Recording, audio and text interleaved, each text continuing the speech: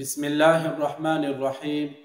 انتهائی قابل قدر والاحترام معزز سمعین، بعض ملګري بار بار دا سوال کوي چې تهجد منځه دپاره نیت څه ده او تهجد منځه دپاره وخت کوم ځای نه کوم ځای پورې ده.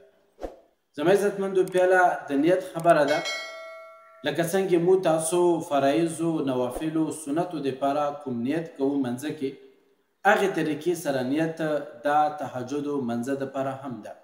که یو سړي په خولې باندې ساره څه ونه یلو او زړه کې دغه نیت و چې زه تهجد منځه دپاره ودارم، نو دغه نیت هم د انسان ولا کفي ده. دویم، تهجد دپاره وخت دا مسخوتن منځه نه بعد کې تر سبعي منځه وخت دخلېدو پورې ده. یعنې سبعي منځه دپاره کوم وخت دخلیږي هغه وخت نه مخکې دغه ټیمه پورې انسان تهجد کوی شي.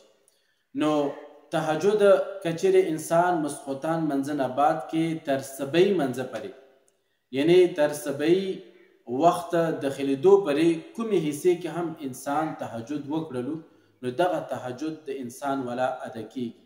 خو لیکن افضل وخت تهجد دپاره دا ده چې انسان خوب وکړي او خوب نه بعد کې یعنې شپې اخرنۍ کومه حصه ده په دې کې راپاڅېږي او تهجد دپاره ودرېږي، دغه وخت تهجد دپاره افضل وخت ده.